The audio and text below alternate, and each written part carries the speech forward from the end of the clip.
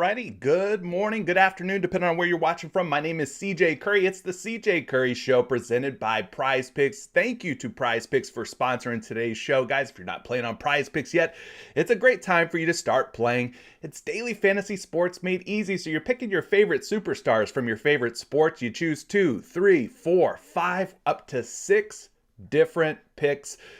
Decide if they're going to go for more or less on their projections, and you can win up to 25 times your money. And right now, PrizePicks is doing a 100% instant deposit match on your first deposit all the way up to $100, meaning every single dollar you put in, they're going to match it instantly, making your first entry, your first foray into PrizePicks completely risk-free. A completely risk-free bet awaits you on PrizePicks. Use promo code Curry or use the link down in the description below to get started on PrizePicks today. Appreciate everybody who's joining me this morning. Thank you so much. Hopefully everybody had a great weekend. We had some fun NFL games.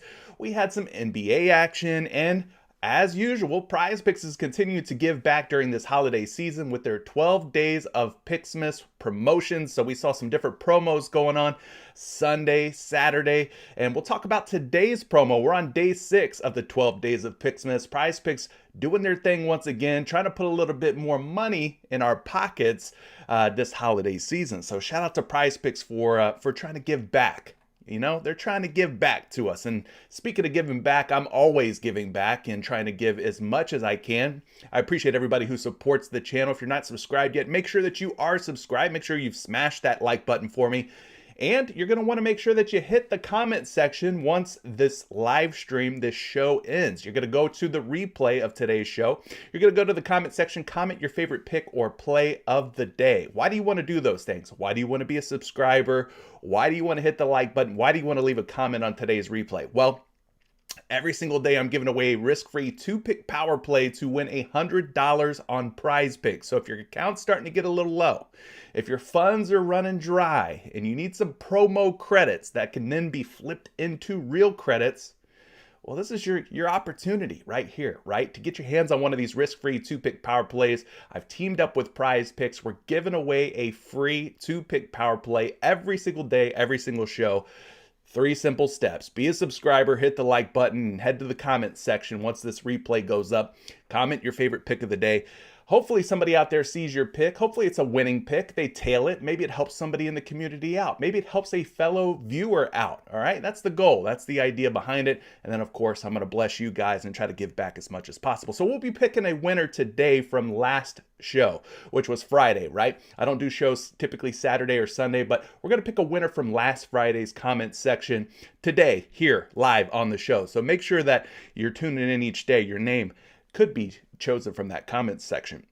Speaking of those who are viewing and tuning in every day, we got No Limit in the building. Says, let's start the week off right. Hit a 25X last night. That must mean he went for 6 for 6, all right, which is really difficult to do. I've done it 3 times. I've hit 25X 3 times, but they're tough, all right? If you're playing a lot of 6-pick flex entries, make sure that you're not putting too much on them. All right, don't put too much money on the line when it comes to those 6 picks because they are very difficult to hit. You probably won't hit one every single day. Heck, you might be lucky and hit one once a week, if that. But, you know, just quell your expectations a little bit if you're playing those 6 picks. Anyway, Todd Live for Sunday says he was surprised with a day off today. This was the first thing he thought of. Well, thank you, Todd. That means a lot. Appreciate you being here as well. Thank you for being a subscriber, a loyal viewer, and dropping by the comment section and leaving some love, man. Appreciate that.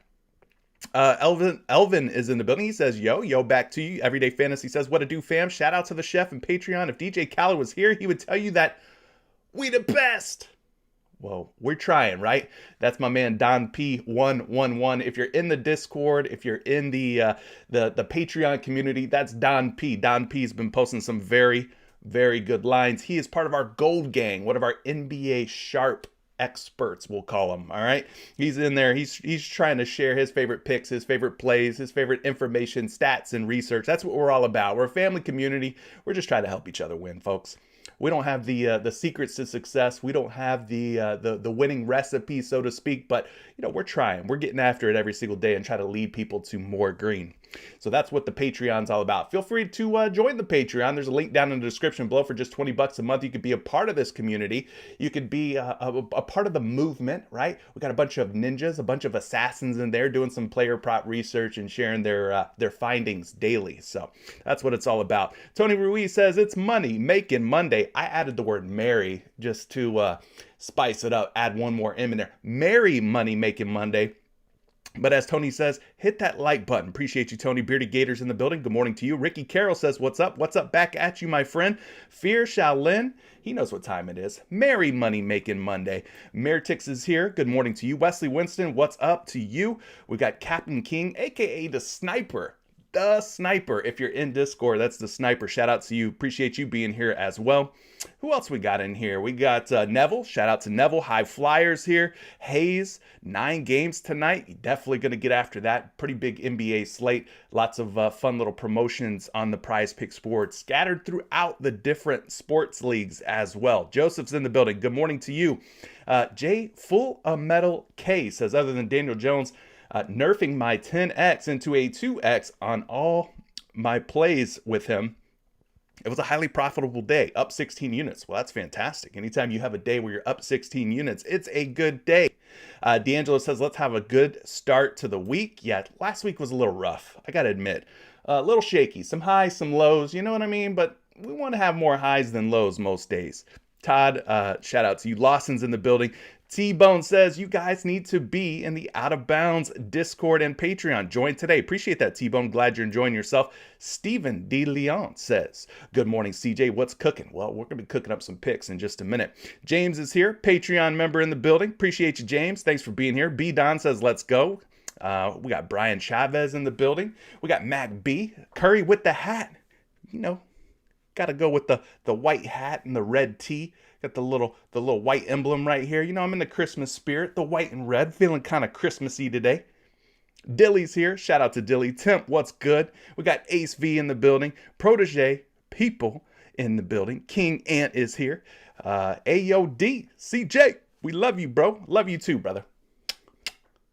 No homo, but you know what I mean. Got love for all you guys. All right? I'm a happily married man, though. C. Mason says, money making Monday, let's go. All right, fam.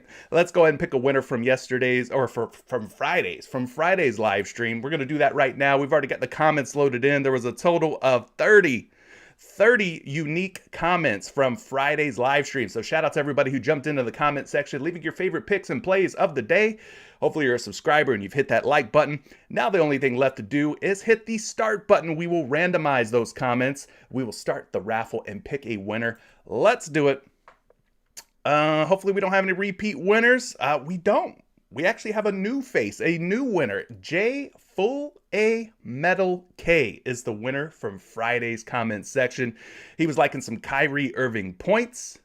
I think Kyrie Irving ended up hitting those points as well. So shout out to Jay. Jay, listen, you've won yourself a risk-free 2-pick power play on Prize Picks to win $100. So hit me up. Send me a DM. You can DM me on Twitter at Curry the Creator. You can DM me in the free Discord. The link to the Discord is down in the description below. But definitely send me a DM. I need your Prize Picks email address so that I can get that risk-free entry added to your account. You get both picks right in that 2-pick power play. $100 will be issued to your Prize Picks account. So it's a way for me to give back to you guys, those of you who are supporting the content, supporting the show. This is my way to say thank you. So appreciate to J Full Metal K. That's a mouthful, brother. That is a mouthful. I wish you had an easier name. But J Full Metal K. Please send me a DM. You have won, my friend. All right. I see you're in the live chat, so I'm assuming you're watching. All right. There you go. All right, let's move on to, let's do some Larry Birdle. Larry Birdle, kind of like Purtle. It's an NBA player guessing game. So we're looking for a current NBA player. And we're going to start things off here with today's thumbnail player of the day, none other than Donovan Mitchell. Donovan Mitchell, in case you haven't heard, he's going to be taking on his former team, the Utah Jazz, tonight. So let's start with Donovan Mitchell to kick things off. He may not be the right guess, but it'll at least get us a step closer in the right direction. So we know that it is not Donovan Mitchell. But what we can tell you is that this player is not in the Eastern Conference, obviously not in the Central Division. Could be a guard, maybe a forward. Is taller than 6'1", older than 26 years old, and that jersey number is going to be a number below number 45. Number 45, all right? So we're looking for a guard, somebody a little taller than 6'1". All right, could be 6'3", 6'4", maybe a combo guard, shooting guard. The age is going to be older than 26, so we're looking for a veteran, somebody who's been around the league for a little bit, and that jersey number is going to have to be below number 45. Now, RJ's throwing out a name there. He's saying Russell Westbrook. I think Russell Westbrook is probably a fine guess. We can go with Russell Westbrook. I think he's a little taller than 6'1". We know he's older than 26, and we know that the jersey number is going to be one that's below 45. So let's go with Westbrook. It is not Russell Westbrook, but I like that. I like that guess.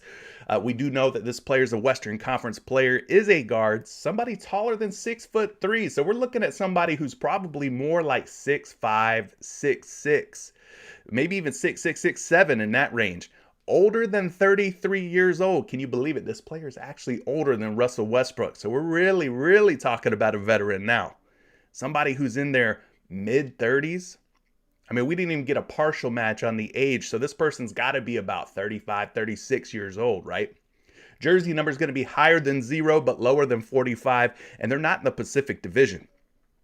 For those of you who are not sharp on your NBA divisions, we cannot guess a Warrior, a Clipper, a Laker, a Sun, or a King, all right? We're looking for somebody from the Northwest Division or the Southwest Division. All right, that's what we're looking for. You guys are saying Chris Paul. Chris Paul, I don't think is taller than 6'3". I think Chris Paul's probably not quite there as far as the height requirement. Klay Thompson, is Klay Thompson older than Russell Westbrook? I don't think Klay Thompson's older than Russell Westbrook. Plus, Klay's in the Pacific Division. Cannot be Klay Thompson. You guys are saying Mike Conley. Is Mike Conley taller than 6'3"? I don't think Mike Conley's taller than 6'3", but let's go with it because a couple of you guys are guessing it. So let's try it. Mike Conley, not tall enough. He is not tall enough to ride this ride, folks. Mike Conley Jr. is just 6'1", but he's in the Northwest Division. But we know that our mystery player is not in the Northwest Division. Not a member of the Utah Jazz. Conley's not tall enough. Conley is 35 years old. Now, we do have a partial match on Conley's age, meaning the mystery player is probably going to be 36, 37 years old. We're talking about an OG guard slash maybe forward, right? Maybe a combo guard type of guy, a guard slash forwards type of player. Y'all are saying John Wall. It is not going to be John Wall, because this player's not in the Pacific Division, nor are they in the Northwest Division. So we're looking at teams like the Dallas Mavericks, the Houston Rockets, the Memphis Grizzlies, the New Orleans Pelicans, or the San Antonio Spurs. Damian Lillard, not going to be the right guess. It's somebody from the Southwest. Mavs, Rockets, Grizz, Pelicans, or Spurs. Ooh. Eric Gordon? Eric Gordon is in the Southwest Division. Let's see. Let's take a peek at this silhouette real quick. Maybe this will help us out. That does not look like Aaron Gordon's head to me. That does not look like Eric Gordon's silhouette to me. I don't think that is Eric Gordon. I am not quite sure who that is, but I don't think that's Eric Gordon. Danny Green? Does that look like Danny Green's dome to you? I mean, it could be Danny Green. Danny Green's been around the block. He's been around a while, right? He's playing for the Memphis Grizzlies. I don't think we've seen him yet this year, but I don't know if that's Danny Green either. It does look like Michael Jordan a little bit. I agree with Alex. Let's try Danny Green.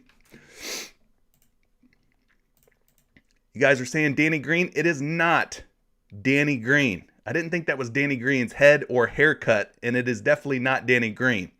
Players in the West, in the Southwest, plays guard, is 6'6", older than 35. Jersey number is going to have to be higher than 14. It is not Tim Hardaway Jr. Has to be a player that's older than 35 years old, and THJ is not quite that old. Kemba Walker. Ooh, but Kemba Walker's too short. Kemba Walker is not 6'6". Cannot be Kemba Walker. Boy, they got a stump today. Jeremy saying that looks like Jarrett Jack. Shout out to Jarrett Jack. Definitely not Jarrett Jack though. We're looking for a current NBA player who is not on the Memphis Grizzlies. We know that much. So we're talking about the Mavericks, Rockets, Pelicans, or Spurs, folks. I don't know why Danny Green's age is undefined. He is so old that they could not come up with an age for Danny Green. But we're looking for a Maverick, a Rocket, a Pelican, or a Spur. Eric Bledsoe? I don't think Eric Bledsoe is even in the league right now. I think he got into some sort of legal trouble. Kemba Walker is not 6'6". It is not Kemba Walker. I could promise you that. Not going to be Kemba Walker. Temp, I like where your head's at, but not Kemba Walker. I mean, who else we got, guys? You say, all right, you're saying Kemba Walker. I'm going to guess Kemba Walker's not even showing up on here. I don't even know if they got Kemba Walker loaded in the system. It can't be Kemba Walker. Not going to be Kemba Walker. Are we really? Man, we're really stumped on this one, huh? Older than 35 years old. Guard. Reggie Bullock. I don't think it's going to be Reggie Bullock. I don't think he's old enough. We were talking about a player that's older than Mike Conley Jr. CJ McCollum, not going to be old enough, man. Spencer Dinwiddie, not old enough. Not old enough. I'm going to go with Bullock just to see if it's a Dallas Maverick player. We'll go with Reggie Bullock.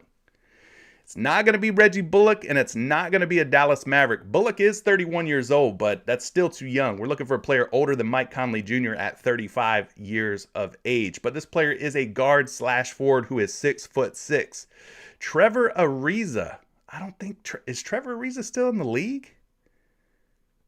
If he is, what team does he play for? Spurs? Pelicans? Or Rockets? We're looking for a Spur, Pelican, or Rocket. Trevor Ariza. Let me see if Trevor Ariza is even an option on here. He is not. Trevor Ariza is not even on here. We can't even guess Ariza. This might be the hardest one. Garrett Temple. Whew. Who's Garrett Temple playing for these days? Let's try Garrett Temple. Boom. My God. Garrett Temple, of all people, is the correct guess. Shout out to Jado SR with the Garrett Temple guess, man. Wow. Garrett Temple. OG, triple OG. New Orleans Pelicans guard/forward. He is 6'6", 36 years old, rocking jersey number 41. Guys, I don't know if you would have given me 20 guesses if I would have landed on Garrett Temple. I have forgotten all about this man, truth be told. But shout out to Garrett Temple. Still in the league. Still cashing them checks, as my man Jalen Rose would say. The correct answer is Garrett Temple, man. What? T-Bone said Garrett Temple before anybody else? Where? You said CJ McCollum. When did you say Garrett Temple? All right, maybe I missed it, man. Maybe I missed it, but shout out to Garrett Temple, man. Still in the league, still hooping, still doing his thing. Took us 6 guesses, but doggone it, we got it. We got it. All right, let's move on to today's NBA slate. We got 12 days of Pixmas going on. If you're not playing on PrizePicks yet, like I said, guys, promo code Curry, great time to jump on PrizePicks. Take advantage of some of these promos, these fun little offers that they're doing every single day. And plus, promo code Curry is going to get you that 100% instant deposit match. If you're not already playing on PrizePicks, get signed up. Let's go ahead and take a look at today's promos. It is day 6, December 19th. Shout out to everybody who's here, who is joining me this morning. On December 19th, we are blessed with the holiday sweater party on PrizePicks, meaning we will get 4x payouts on 2-pick power plays with players in sweaters. 4x payouts. Normally they are 3x payouts on 2-pick power plays on PrizePicks, but you're going to get 4x payouts with players in sweaters. So let's see the full details here. All right. Holiday sweater party details. 2-pick powers with both players wearing sweaters pay out 4x, meaning you cannot just include one player in a sweater. You got to mix and combine 2 players who are in sweaters. Only the 2-pick power plays that contain players wearing holiday sweaters are eligible to be boosted. Let me read that again. Only 2-pick power plays that only contain players wearing holiday sweaters are eligible to be boosted. In other words, if you take Joel Embiid, who is in a sweater today, and you combine him with Donovan Mitchell's points, he is not wearing a sweater. That does not count. It has to be two players in sweaters in your two-pick power play in order for it to pay out this 4X. All right? And yes, they both have to hit their props, obviously. All right? All entries must be placed today, 12/19, and only contain players who are in action today, 12/19. Only the initial 3X will appear in the app and be paid out as normal. The additional 1X boost will be paid out at noon tomorrow as promo funds. First half, second half, and fourth quarter picks will not be boosted. Okay? That's the rundown. That's the rules. I don't make them. I'm just the messenger breaking down what we can expect from today's holiday sweater party. Now, what are they talking about? Players and sweaters. Well, hopefully you've been in the PrizePicks app. Hopefully you know what they're talking about. So let's run through this NBA board real quick.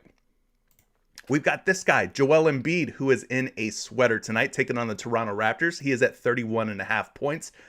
But you can play Embiid a number of different ways, right? Any of the Embiid props are eligible.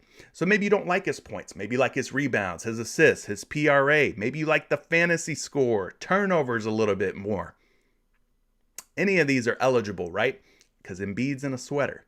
So you have to take Embiid, for example, and then you have to mix Embiid with another player who is in a sweater, like CJ McCollum, for instance. He's at 18.5 points, taking on the Milwaukee Bucks tonight.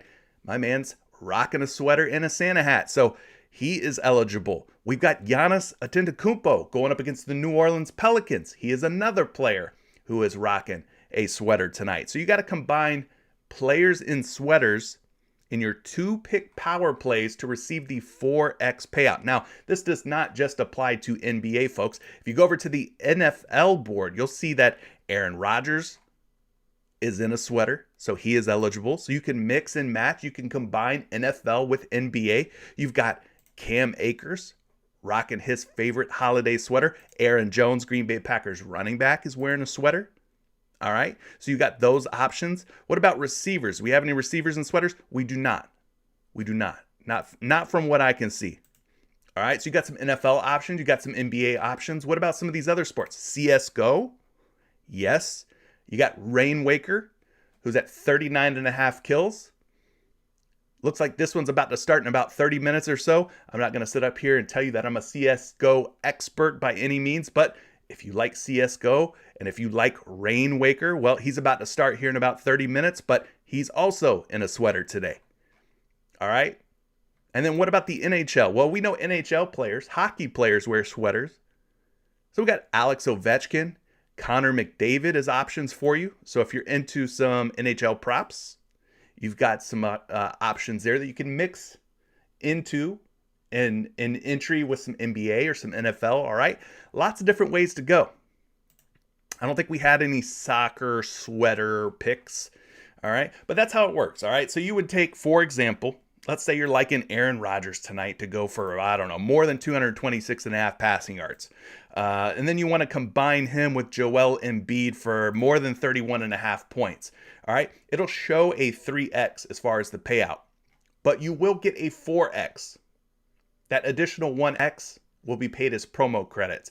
So you have to have two players who are rocking sweaters in your two-pick power plays to receive the 4X payout boost. That's how it works.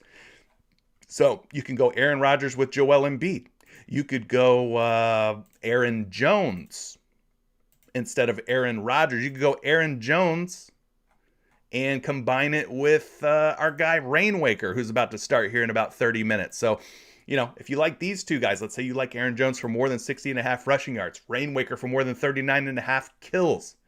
Well, you could combine those two and you would receive a 4X payout if they both hit. So that's how the promotion works from my understanding. Take advantage of it. If you're liking it, go lock it in. I'm not saying that those picks are going to hit. I'm just giving you an example of how you combine different players and sweaters in your two-pick power plays and receive that 4X payout instead of the 3X, okay? So that's how it works. All right, let's take a look at today's NBA slate now that we got that out of the way. See here. Split that off. Go split screen mode. Boom, boom. All right. Today's NBA slate, 9 games. I think you guys mentioned, someone mentioned that we had like 9 NBA games. We're going to start things off with Utah at Cleveland. Donovan Mitchell, the thumbnail player of the day for the Cleveland Cavaliers. He's going to be facing off against his former team, the Utah Jazz. This one's got a total of 221 points. It's in Cleveland. The only thing that would make this any more spicy, any more fun, is if this game was in Utah. But it's going to be in Cleveland. I'm still interested. I still am intrigued by the narrative of Donovan Mitchell versus his former team, the Utah Jazz, right? 221 points, 6.5 point spread. We know that the Utah Jazz, their backcourt, not very good. So Donovan Mitchell should be in line tonight for a pretty decent game. What do you guys think? Do you think Donovan Mitchell looks to have a big scoring night versus his former team, the Utah Jazz? Last 5 games, we've seen Mitchell drop 43 against the Lakers, 34 against the Mavericks, and 41 against the Indiana Pacers. So he has hit this 28.5 point number in 3 out of his last 5 games. So I think Donovan Mitchell is probably going to be a very popular option today. Just taking a look at a projection here for Donovan Mitchell real quick. Again, this is more of a first glance, but Donovan Mitchell projected for 27.4 points. We take a look at where he's at on the sports books. Guys, on DraftKings, he's at 28.5 points. Minus 140 betting favorite to go over at 28.5. Hard not to like a pick when there's that strong of juice or odds or action on the over. We're also seeing him at 29.5 points on FanDuel, 30.5 points on PointsBet. So when you compare this line of 28.5 for Donovan Mitchell to some of these other sports books, some of these other sites, well, we're getting some value here. We like paying less. And in Donovan Mitchell's case, we are paying less. Just 28.5 points again versus a 29.5 or even a 30.5 point line on some of these other books. So what are we liking here? We liking Donovan Mitchell for more or less on 28.5 points? Guys, let me know in the chat. Those of you who are watching, give me your opinion. Give me your take. Think Donovan Mitchell gets it done against his former team? We could take a look at this matchup here. We got Mitchell, who's, point guard, shooting guard, combo guard, whatever way you want to, take this. Taking a look at the Utah Jazz, they're giving up 27.6 points per game to opposing point guards. That is the 3rd most points per game this season. So to call this a good matchup, yeah, I think that would be a safe thing to call this, is a good matchup. Now, as far as shooting guards go, Utah a little tougher against shooting guards. They're giving up 20.8, little under 21 points per game to shooting guards. That is actually the 3rd fewest. And then we could also take a look at the last 7 games to get a more recent sample size here.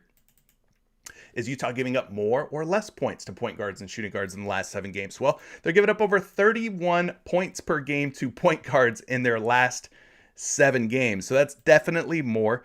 And then in terms of shooting guards, as far as points per game goes, they're giving up fewer points per game to shooting guards in their last 7 games, just 14.6. So again, kind of hard to figure out on the Cleveland Cavaliers. Is Donovan Mitchell a point guard, shooting guard? Is Darius Garland a point guard, shooting guard?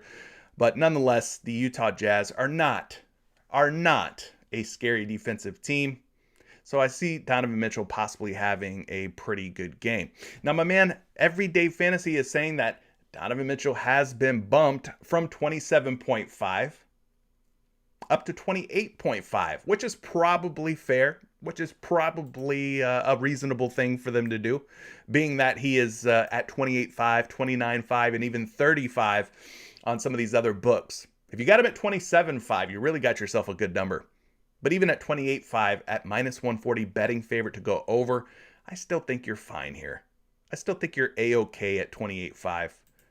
Got the revenge narrative and all that stuff going on. Anyway, some of you folks are saying he was at 26.5. Okay. So you got a bump from 26.5 and then up to 27.5, and now you're saying from 27.5 it's been bumped to 28.5. Well, this guy's line is really taking off then. If you got it at 26.5, really, really pat yourself on the back. All right.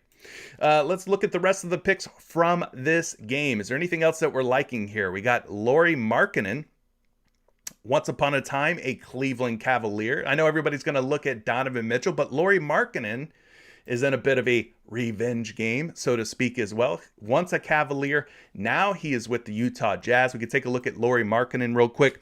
Probably a tougher matchup for Lauri, especially if he draws the defense of somebody like Evan Mobley, possibly a Jared Allen, right? Lauri Markkanen sitting at 19.5 points today. He's projected for 20.7. We're taking a look at some of these sportsbook lines for Lauri Markkanen. He's at 20.5 on all the books. So kind of like Donovan Mitchell, we're seeing a bit of value here. PrizePicks coming through with a softer line. Thank you, PrizePicks, at 19.5 points. We've seen him cover this in 3 out of his last 5 games, 22.6 points per game in that last 5 game average. Now, he did fall a little short against New Orleans by the hook, meaning he finished with 19. He needed 20, right? Based on this 19.5 line. He also finished to the hook against the Milwaukee Bucks, totaling 18 points. He needed one more bucket, which would have gotten him to the 20-point marker, put him over 19.5. So it seems like he's going to be knocking on the door tonight. Maybe Lauri Markkanen looks to have a good game against his former team, the Cleveland Cavaliers, as he heads back to Cleveland. Now a member of the Utah Jazz. So let's not forget about Lauri Markkanen. He's in a revenge narrative, a revenge scenario too. Now, it's not as deep-seated as Donovan Mitchell, who spent a lot of years in Utah, right? But still, Lauri Markkanen might have a little chip on his shoulder, might have a little axe to grind with this Cleveland Cavaliers team, but I'm not sure that the matchup is the most favorable. Let's take a look real quick. Cleveland Cavaliers versus small forwards. We'll look at Cleveland versus power forwards as well. This is for the season. This is how many points they're giving up for the season. So we scroll down here, find Cleveland. They're all the way down here toward the bottom, giving up just the 3rd fewest points per game at 19.4. He needs at least 20. They give up just 19.4, the 3rd fewest. All right, taking a look at the last 7 games when it comes to small forwards and points allowed. Get our scroll on, we go down to the bottom here, 17.5 points per game allowed to small forwards. That is the 4th fewest in the last 7 games. Now, maybe you call Lauri Markkanen a power forward. I can't be mad at you for doing that. They've got Kelly Olynyk, who's, I guess, your center. They got Lauri Markkanen, Jared Vanderbilt, who are your forwards. Power forward, small forward, you call them what you want to call them. But power forwards against the Cleveland Cavaliers, doing a little bit better here, right? They're giving up 22.7 points per game to opposing power forwards this season, which puts them right around the top 10 most. 1, 2, 3, 4, 5, 6, 7, 8, 9, exactly 10th, in fact. 10th most points allowed per game to power forwards this season. What about in the last 7 games? Does it get better or does it get worse? Is Cleveland more difficult to score on if you're a power forward in the last 7 games, or easier to score on? Well, we scroll down here. Cleveland giving up still a healthy 20.6 points per game. Now, that's not quite as high as where they ranked before, which was 10th. We see them closer to the bottom. That could also be a symptom of them playing some power forwards that maybe aren't as talented. Maybe they've gone up against some power forwards who aren't as good at scoring the basketball, all right? That could always be the case as well. But either way, Lauri Markkanen in a decent spot. We won't call it a great spot, but we do have a little bit of that revenge narrative. Lauri Markkanen heading back to Cleveland tonight, now a member of the Utah Jazz. Anything else that stands out to you from this game?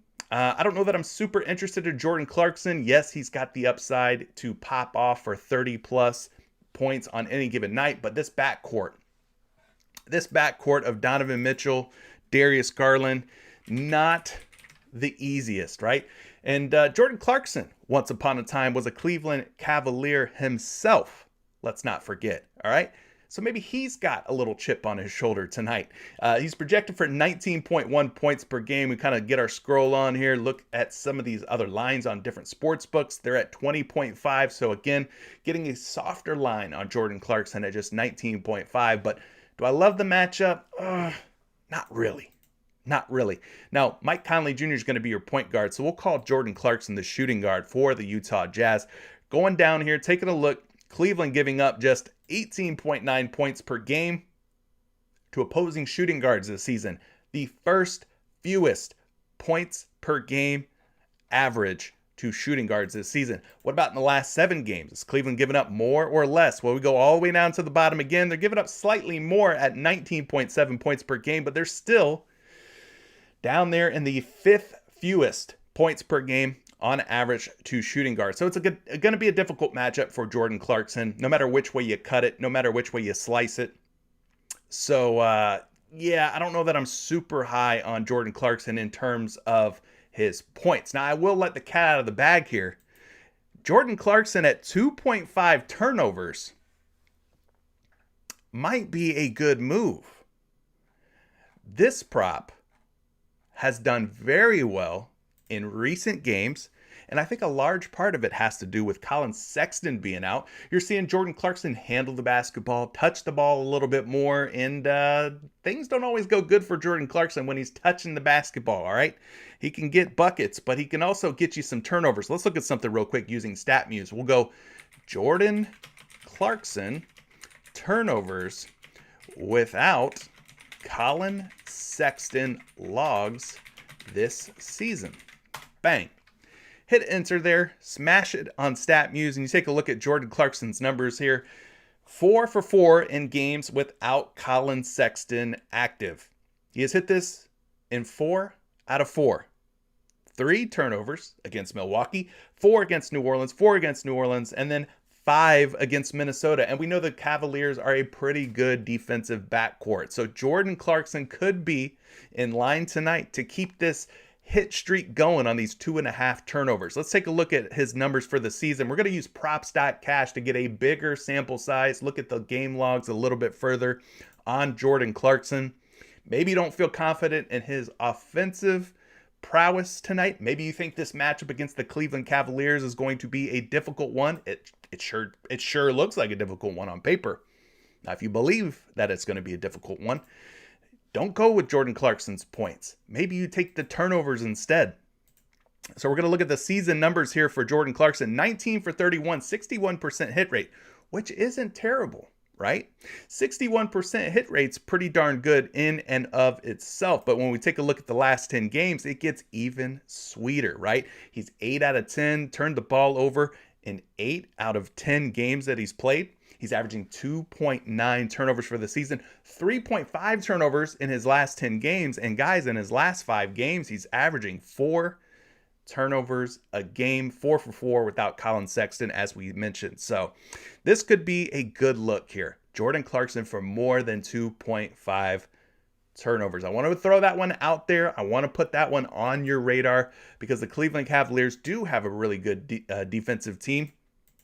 So let's go take a look and see how many turnovers per game that they force against opposing shooting guards. So we take a look at that. They're giving up about or forcing about 2.5 turnovers per game, which isn't a super high number.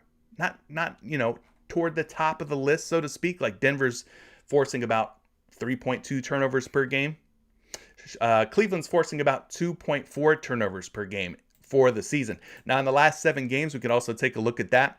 Last 7 games, they're giving up about 2.4 turnovers per game, or forcing 2.4 turnovers per game to shooting guards. So you got a guy who's been turning it over at a high clip in the last 10 games, last 5 games, who's currently on a 5-game streak. And we know the Cleveland Cavaliers are a pretty tough defensive unit with Garland, with Mitchell. You've got Mobley out there. You've got Allen out there. A lot of long, lanky, and tough defenders. So throw Jordan Clarkson into an entry or two for more than 2.5 turnovers. I don't hate that. I think that's a pretty decent option. All right, let's continue on here because we got a couple of these sweater picks. We got Joel Embiid rocking his favorite Christmas sweater today going up against the Toronto Raptors. Now, guys, I don't know if many of you have paid attention to what happens when Joel Embiid and Pascal Siakam go at it, but there's like this little sort of rivalry. I think it's a healthy rivalry. It's a respectful rivalry. Both of these guys are African-born NBA players. But let's just take a look at Joel Embiid's logs versus Pascal Siakam and see what Joel Embiid has been up to throughout his career against Pascal Siakam. Maybe we can figure out which Joel Embiid prop is our favorite way to play today. So he's at 31.5 points. Guys, he's dropped pretty healthy point totals against Pascal Siakam throughout his career. 31, 30, 21, 36, 18, 25, 29, 5, 10, that's not so good. 0, 37, 27. So he's had some pretty decent games in there, but it's definitely not consistent by any means. Not the most consistent. What about his rebounds at 10.5 boards? Well, he only had 5 boards when they last met, which was October 26th of this season. Previous matchups, though, he had 10, 13, 11, 12, 17, and 16. So he's put up some very strong and probably more consistent rebound numbers than he has his points totals. Then you got his assists sitting at 3.5 against Siakam. You know, you got 3 assists, 2, 2, 4, 2, 2, 4, and not so consistent on that. Maybe you go PRA at 45.5. That seems like it could be a good way to go here. Let's take a look at points plus rebounds plus assists logs versus Pascal Siakam. And now you got these wonderful little bar graphs. He needs 46 PRA. He's gone over this number once in the last 5 games, twice in the last 7 games. So not a great hit rate when it comes to covering that PRA. All right, so it's looking a little dicey. What about his FanDuel points or fantasy points in this case? We could look at those. We go Joel Embiid FanDuel points versus Pascal Siakam. Let's go logs after that as well. So we get those wonderful little bar graphs. So he's at 53.5 fantasy score. We need him to go for more than that. He's done so in 2 out of his last 7 against Pascal Siakam. So should be a fun little matchup here for Joel Embiid going up against Pascal Siakam. Like I said, both of these guys typically show out. Both of these guys typically bring it when they play one another. You guys let me know, what is your favorite Joel Embiid prop? I guess for me right now, just kind of looking at what he's done against Pascal Siakam, the one that looks most consistent would be his rebounds at 10.5. Let's go take a look at a projection for his rebounds. We'll see how the sports books have Joel Embiid set up here. I got a projected for 9.1 boards, which seems a little low, seems a little bit light going up against Siakam and this Toronto Raptors squad. Taking a look at some of the juice, some of the action on this prop. He's a minus 130 betting favorite on a site like DraftKings, on a site like BetMGM. So you're seeing some positive juice, some traction on the over for Joel Embiid at 10.5 board. So maybe that's the best way, or maybe that's a favorite way to go on Joel Embiid tonight. Like I said, when it comes to the rebounds against Pascal Siakam, he's hit this in 1, 2, 3, 4, 5 out of his last 7 games. So that's got a pretty decent chance, a pretty decent hit rate. And then also taking a look at the rebounds per game for the center position going up against the Toronto Raptors this season. We know the Raptors really haven't had a solid option. They've been playing Koloko quite a bit at center. So we're going to go down here and take a look at the Toronto Raptors. They're giving up about 13.6 rebounds per game, which is actually kind of a tough number, right? That puts them as the 5th fewest rebounds per game this season. But then we take this and we switch this over to the last 7 games. We're going to see if they're giving up more or less rebounds than they have for the season in the last 7. And things get a little bit better here, right? 15.4 rebounds per game given up to centers in their last 7 games. Now that's not a top 10 or top 5 number, probably more like a top 15 number, but I think Joel Embiid for more than 10.5 rebounds could be a good option here. Being that Toronto seems to be giving up more boards recently, and Embiid's got a pretty good hit rate. Like I said, 5 out of his last 7 against Siakam. Maybe that's the way we take Joel Embiid tonight. All right. So that could be a good option. Lloyd's saying that the Raptors are on a back-to-back, second leg of a back-to-back. Draymond even went crazy against the Raptors. I'm taking points.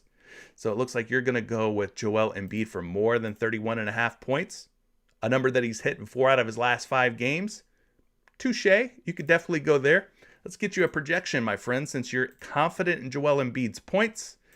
He's projected for 32.9. Let's call it 33 points. He's at 31.5 on PrizePicks. We're seeing him at 32.5 on some sports books like FanDuel. But at 32.5, slight betting favorite to go under, minus 122.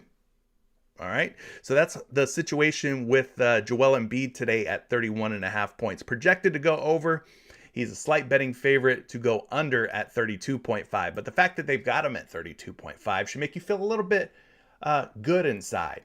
Why is that? Because the lines makers who set him at 32.5 believe that 32 to 33 points is a good possible outcome for Embiid tonight. So there you go. Joel Embiid, 31.5 points. Wavy Vision says Embiid is not the same type of scorer. Okay. Maybe just avoid Embiid. Maybe none of these sweater plays are good plays. Is that what you're saying? Maybe we avoid Embiid? All right. Maybe you do avoid Embiid. If you don't play Embiid, is there anybody from the Philadelphia 76ers side that you're liking? I mean, James Harden's been playing pretty well, 20.5 points. We've seen him hit this in 4 out of his last 5 games. Came really close against the Charlotte Hornets. One more bucket would have put him over. One more bucket, he would have cleared 20.5. I think the Toronto Raptors have been giving up a little more points than normal to opposing point guards as well. You got James Harden sitting out here at 10 assists. That's probably another fine option, another popular play. So maybe you don't go Embiid. Maybe you go James Harden and just take points. You could go points or assists. You can go points and assists perhaps at 30.5. I think all of these look like pretty decent options. Let's take a look and see what James Harden's been up to on all of these different ways that you can play the beard, James Harden. So he's at 20.5 points, guys, in his last 7 games. He's hit this in 6 out of his last 7. So that's a pretty high hit rate, right? 6 out of his last 7. We talked about 4 out of his last 5. So James Harden definitely been getting the job done when it comes to his points at 20.5. We talked about his assists. We mentioned those could be a good look as well. He's hit 10 or more assists in 6 out of his last 8 games. So that could be a good option for you. Or perhaps you combine the two. You take the points, put them with the assists. And he's hit this number in 6 out of his last 7 games at 30.5 points plus assists. So I think there's 3 solid options, 3 decent ways for you to go when playing James Harden, considering James Harden today. Taking a look this season against the Toronto Raptors, he has now faced the Raptors twice. He has failed to hit his points prop in either game versus Toronto, just 18 and 11. So he is now 0 for 2 against the Raptors when covering that 20.5 point number. Now, I don't think Tyrese Maxey was out for either of these games. So that's definitely going to make an impact, right? So when we take Tyrese Maxey out, those game logs go away, meaning Tyrese Maxey was in or active for those games against the Toronto Raptors. So that is something to consider. So don't just fall for the fact that there's 2 red bars here and think, oh, James Harden doesn't have a chance tonight because he's 0 for 2 against the Raptors. It's important to note that Tyrese Maxey was active for both of those games. And now that Tyrese Maxey's out of the picture, James Harden's done a better job when it comes to scoring the basketball in recent games. So let bygones be bygones, I would say, and don't worry too much about the fact that he's only scored 18 and 11 points against the Raptors in those games. All right, let's get you a projection for some of these James Harden props, because I know there's some folks out there that are interested in the beard. He's projected for 21.4 points. That's more than 20.5. Guys, we're seeing him as a betting favorite at 20.5 on these books, at minus 125 on DraftKings, minus 125 on BetMGM. We're even seeing lines makers set his line at 21.5, meaning they think 21 or 22 points is where James Harden lands tonight. So you could go there if you wanted to go with James Harden and his points. You're getting a point of value. What about the assists? The assists, as I mentioned, are set at 10. That's because at 9.5, he is juiced up. Minus 140, minus 135 to go over 9.5 assists.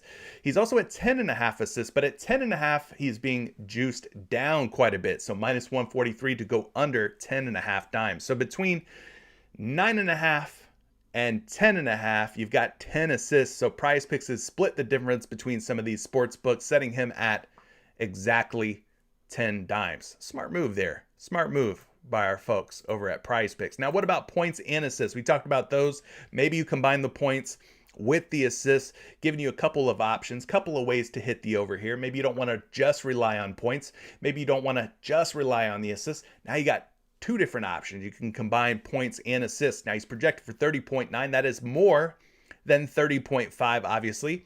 At 30.5 on the sports books, minus 125 betting favorite on a couple of these books. But guys, I also want to mention there's value on this prop too. So maybe you don't want to go strictly points or strictly assists. 30.5 points plus assists. He is at 31.5 on a site like FanDuel. And folks are betting the over at 31.5, meaning they think 32 points plus assists or more is possible. All right, so that's got to make you feel good. He's a whole point higher on FanDuel, and that's not stopping bettors from taking the over even at a higher line of 31.5. So you're getting value on the points and assists. You're getting value on just the points. Either which way, both of them look like pretty solid options. Let's go take a look at the last 7 games. Point guards versus the Toronto Raptors. How many points per game are the Raptors giving up to point guards? A pretty solid total here at 24.8. We know James Harden's kind of a point guard, kind of a shooting guard. He's kind of in between. But as far as his role with the 76ers, he's a point guard for my money. I got to call him a point guard. So they're giving up almost 25 points per game to point guards in the last 7 games. And about 8.5 assists. So I think James Harden's going to be in a pretty decent spot. But yes, the Toronto Raptors typically, historically, this season have been a pretty good defensive team when it comes to defending opposing point guards. So we'll just have to see. We'll have to see. Guys, I want to say thank you to a couple of new subscribers to the channel. Mohamedou Diallo, thank you for subscribing. We got Mariah Thompson, who just subscribed to the channel. I appreciate you. And we got Wavy Visions. Thank you for subscribing as well. Appreciate all your support. Let's keep it moving here and take a look at, again, some other first looks when it comes to today's NBA slate. Let's move on from that game, Toronto and Philadelphia. Of course, Pascal Siakam against Joel Embiid. We talked about how Embiid and Siakam go against one another. It seems to bring out a different animal in both of these guys. Let's go Pascal Siakam logs versus Embiid. Siakam really seems to shine versus Joel Embiid. And let's see what we've got up on the board here. Nothing right now because OG Anunoby's status is kind of still up in the air. We're not quite sure what to expect, but let's just look at some of these game logs real quick versus Joel Embiid and see what he's done in recent games. So 38 minutes earlier this season, ended up with 20 points, 5 boards, 13 assists for Pascal Siakam.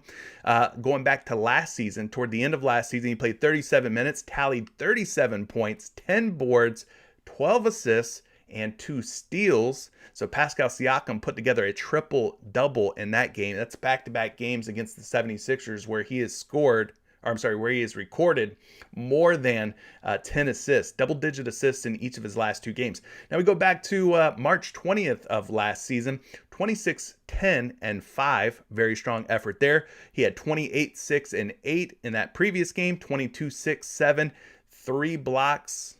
I'm sorry, 3 steals and 1 block. So Siakam, when things are going really well for him, can be a good stocks guy, steals and blocks guy. So maybe fantasy score is the preferred way to go with Pascal Siakam against Embiid, right?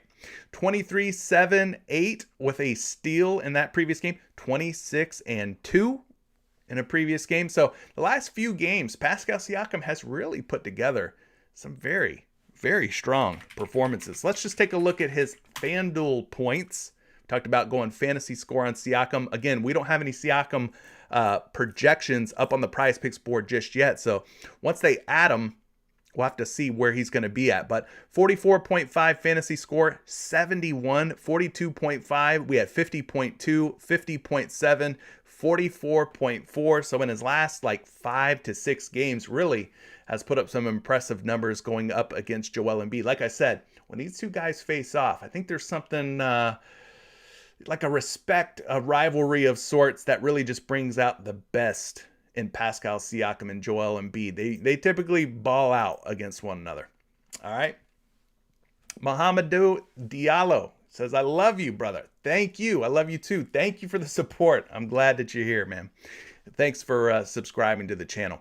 Anyway, let's continue to buzz through today's NBA slate. We've only touched on 2 games. We got a bunch more to go. What about my Orlando Magic? I've told you guys, leave the Orlando Magic alone. I don't like betting on the Orlando Magic. They're a hard team to figure out. But guys, I think the league's starting to kind of take notice of what we got going on in Orlando. We've reeled off, I think, 6 games in a row. Only us, the Orlando Magic, and the New York Knicks, the only 2 teams that are riding a 6-game win streak. Paolo Banchero's looking every bit worth that first overall pick, looking like every bit of the rookie of the year so far. Banchero's been doing a very good job. He's now up to 21.5 points. We had seen him at 19.5, 20.5 points in previous games. He's now up to 21.5, but he's going up against an Atlanta Hawks team that he's had some success against this season when it comes to scoring the rock. We've seen him hit 20 plus points, I believe, in every single game against Atlanta this season. Yeah, so he's at 21.5. We've seen him drop 20, 20, and 20 against the Atlanta Hawks. So all 3 games in which he's faced the Hawks, he has fallen short of 21.5, but has posted 20-point games in each of the 3 games against the Atlanta Hawks. Do we think this is a situation where maybe this is a little bit high? In other words, are they trying to get us hooked here with Paolo Banchero? Do we feel confident in taking the over on this young man at 21.5? I don't know. I'm not quite sure. I think this might be one where we're kind of buying at the peak of the market, so to speak. I liked him better at 19.5 and 20.5. It felt a little bit more doable, but we look at the game total here. It's got 230.5 implied points between these 2 ball clubs. It's a 7-point spread. It's still favoring Atlanta, despite the fact that we just beat Boston in back-to-back games. All right, it still favors Atlanta, despite the fact that we knocked off the Dallas Mavericks not that long ago, despite the fact that we knocked off Atlanta recently, Toronto twice, and part of this as part of this 6-game streak that we got going on, right? We beat Toronto twice, Atlanta, and Boston twice. We still get no respect from the lines makers in Vegas. They think Atlanta's going to beat us by 7 or so points. So we'll have to see. John Collins, game time decision. DeJounte Murray, game time decision. Now, if both of those players are in for Atlanta, then it's going to be a tough game for the Orlando Magic. Maybe the win streak is broken tonight, but we've been playing some very good basketball. If Collins is out, I think Paolo Banchero is going to have an easier time. Clint Capella already ruled out for Atlanta. Banchero and Wagner would probably be the only 2 props or projections from a point standpoint that I'd be interested in. We got Wagner down at 18.5 points. He's dropped 34, 23, 24, and 19 in 4 out of his last 5 games. So out of the 2, I think Wagner would be my preferred option. What do we think about that? Normally, I would tell you, leave the Orlando Magic alone. But if you're going to go anywhere, close to the Magic, like I said, I think I prefer Wagner, Franz Wagner, not Mo Wagner, Franz Wagner's points. He's at 18.5 today. I got him projected for 20.8 points. That's over 2 points higher than his line.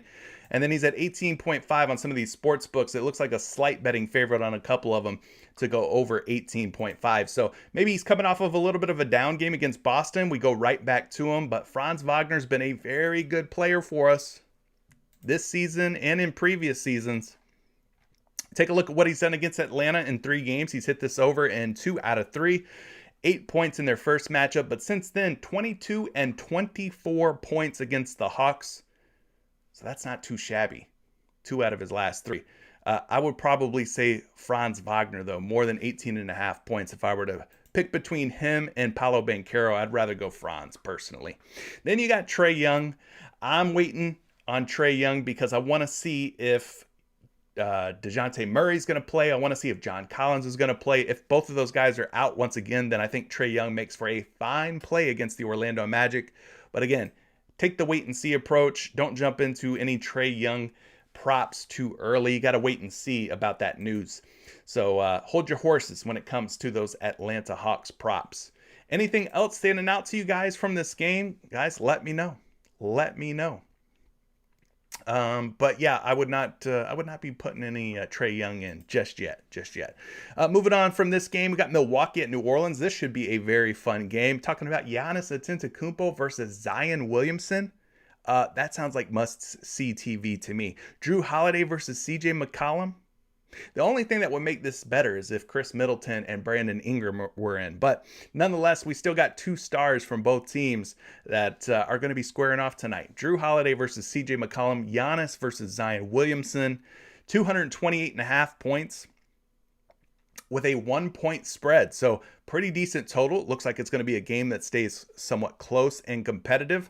So we mentioned Giannis as a sweater play. He's at 31.5 points. We have not seen Zion cross this number since Sacramento back on December 7th. So it's been almost 2 weeks ago now. 12 days ago was the last time he's crossed 31.5 point line. 28, 16, 30, and 19 in his last 4 games. So don't let the smooth taste fool you. I don't know, just because Giannis is wearing a sweater, I don't know that I feel so great or confident and clicking the over on his points tonight. Let's go take a look at this real quick. Giannis at 31.5 points. I want to see his game logs this season.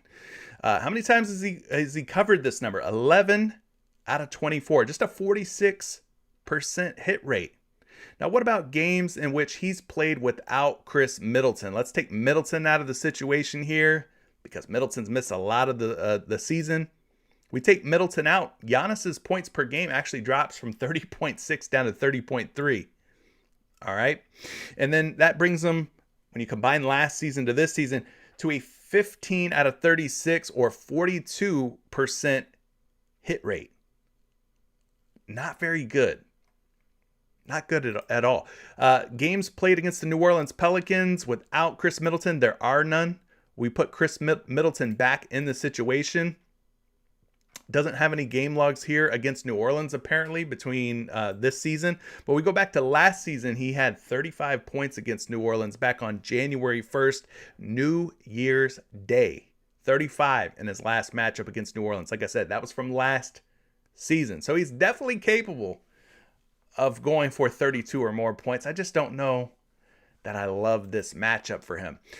Power forwards against the New Orleans Pelicans in the last 7 games. Let's go see how many points they've been scoring on a per game basis in that 7-game span. We got to go all the way down to the bottom here because the New Orleans Pelicans in the last 7 games giving up the second fewest points per game allowed to power forwards at just 15.7 points per game. That's about half as many points as his line is set at today. It's kind of scary. So the Pelicans doing a great job defensively from the looks of things in the last 7 games. Let's get you a projection for Giannis's points here. Giannis is set at 31.6. His line is at 31.5. We're taking a look at the points because we've been seeing some value on some of these points props in recent days. Now, I'm not seeing any value on Giannis today.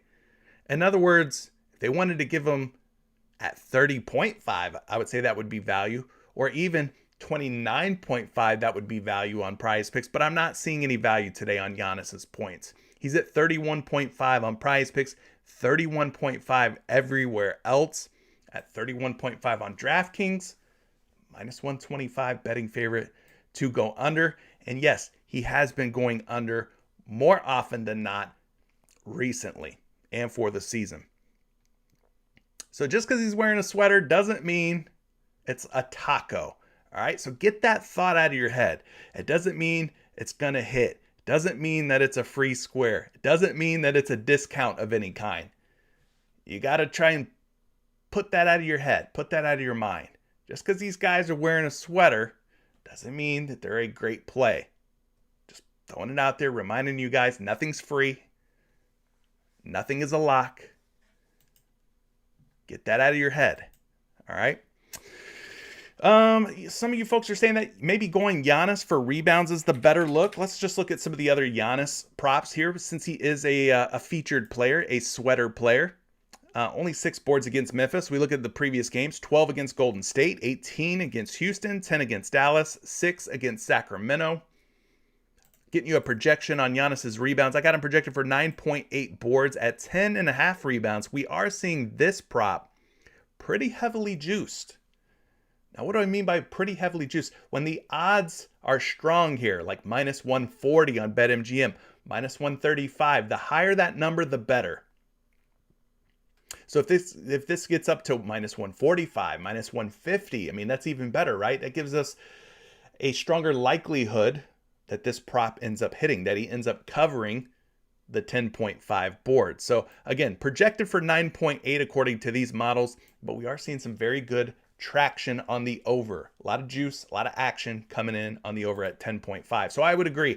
I think I feel a little bit more confident seeing that the odds are at minus 140, minus 135, minus 130. I feel a little bit better about his rebounds than I do his points.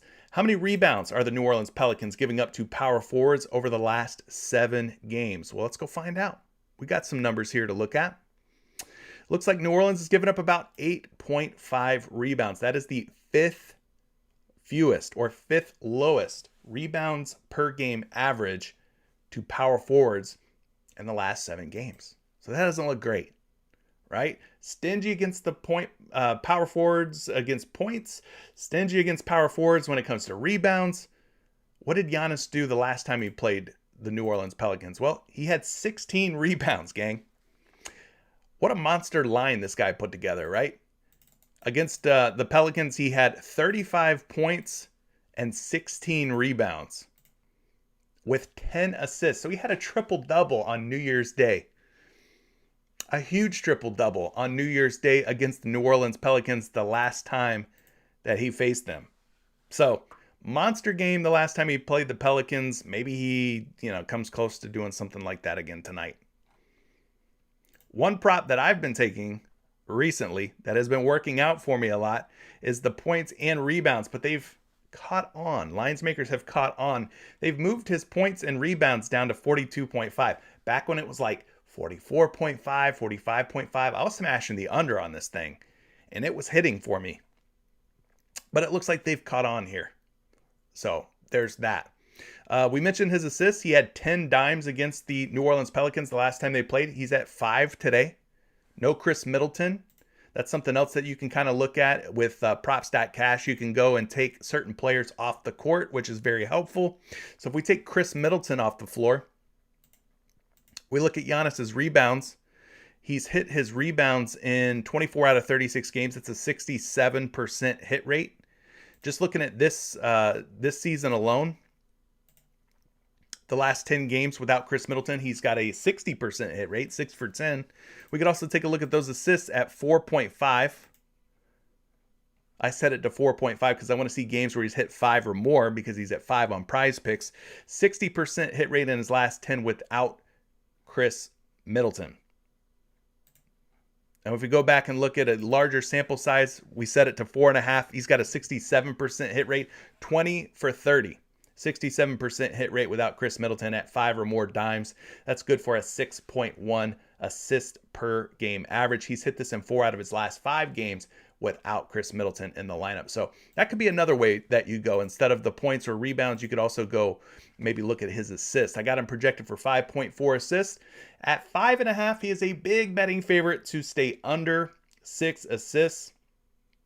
So you might end up in a tie or push situation at exactly 5 assists. He might land on exactly 5 and never find 6 assists. Anyway, let's move on. Because we've got another guy here, CJ McCollum, who's at 18.5. He's another sweater option for you today. I wish there was a way that I could just filter by players wearing sweaters, but CJ McCollum, you got a number of different ways to play McCollum here. You got his assists at 5. Those have been pretty good for the most part. You've also got his points at 18.5. We've seen him cover in 3 out of 5, but he's been a little flaky, a little shaky. He's covered this against Phoenix in 1 game, Utah in another, and then another 27-point performance in his last game against the Phoenix Suns. So you could go McCollum, maybe for his points at 18.5. Let's just look at those. Got him projected for a healthy little 18.8. That's more than 18.5. Seeing him as a slight betting favorite, minus 120, minus 125 to go over 18.5. So we're not really getting like that point of value like we are on some of these other props today. Which makes sense, right? Because it's a bigger payout from PrizePicks, so you can't expect them to give us value and give us a bigger payout. They don't want to give us too much, right? They don't want to give us too much. They don't want to give us the promo on the sweater players and give us a point of value. That would just be like a double whammy, right? They would really be shooting themselves in the foot. So they know what they're doing, right? Basically, they know what they're doing. Not getting a point of value on Giannis in his points, not getting a point of value on CJ McCollum in his points, not getting much value on the Joel Embiid points prop either. So they know what's up. PrizePicks definitely knows what's up. They know what's happening. What about some of these other ways to play CJ McCollum? I got him projected for 4.4 rebounds. He's a betting favorite to go under 4.5 boards. Pretty big odds too. Minus 140 to stay under 4.5 rebounds. And with guys like Giannis, Lopez, Valanciunas, Zion Williamson, Bobby Portis, there's a lot of big fellas out there. Maybe little CJ McCollum doesn't find 5 rebounds tonight. So maybe you take McCollum for less than 4.5 boards. Looking through some of these other ones. What about his assists? We talked about those. He is at 4.6 projected assists. That's less than 5. At 5.5, kind of like Giannis, a big betting favorite to stay under 6 assists tonight. They think 5 or less is in the cards for CJ McCollum. So there's his assist prop for you. I'd probably feel better about going under on the rebounds personally, but what about PRA? That could be another way to go. He's at 27.8 projected points, rebounds, and assists. Now, we are seeing a little bit of value on this one. He's at 28.5 on PrizePicks, but at 29.5 on FanDuel. So that's a 1 PRA difference between the two sites. So there is a little value here. He's a slight betting favorite to go over at 28.5 PRA. So that could be an option for you. But CJ McCollum's another one of those sweater players. Do you guys have a favorite way to play CJ McCollum? Let me know in the chat or in the comment section if you're catching this replay. Let's keep it moving through the rest of these games, though. We've got San Antonio and Houston. Tips off at 8 o'clock. 227.5 point total with a 4-point spread. Keldon Johnson, game time decision. We've got Romeo Langford, also a game time decision. Josh Richardson already ruled out for the San Antonio Spurs. So keep an eye on Keldon Johnson. It looks like he's closer to probable than doubtful. It looks like Jakob Poeltl's going to be making his return to the lineup for the San Antonio Spurs. So that's good news for him. And then on the Houston Rockets side, Garrison Matthews is out. We got Jayshawn Tate out as well. So they're going to be kind of thin on that wing position.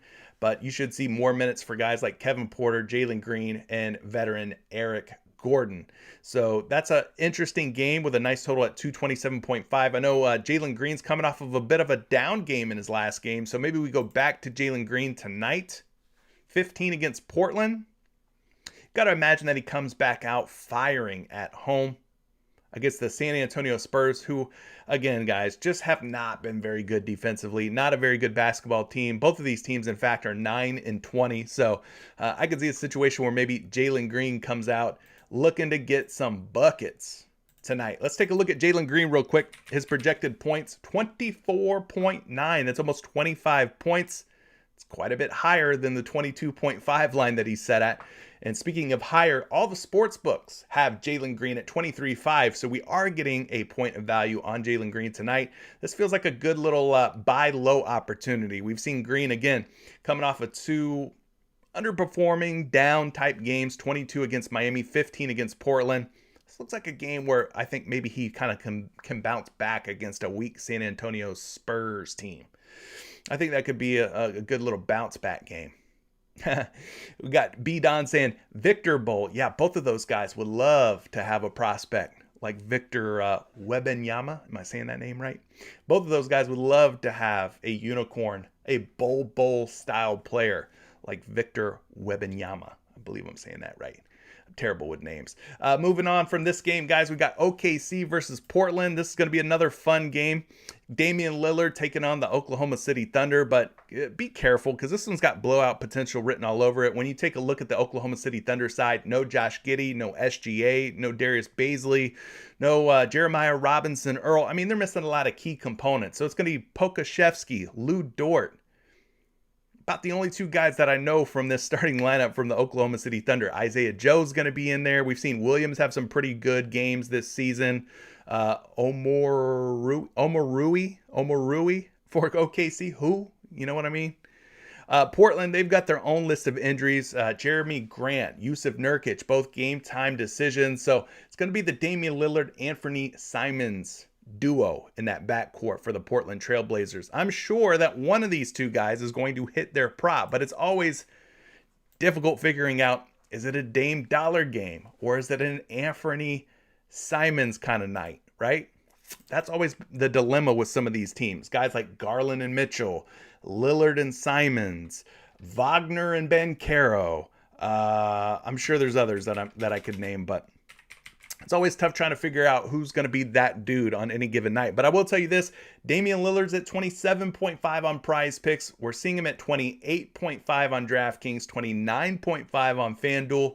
1 to 2 points of value is something that I'm always going to be welcoming. 1 to 2 points of value is a good thing.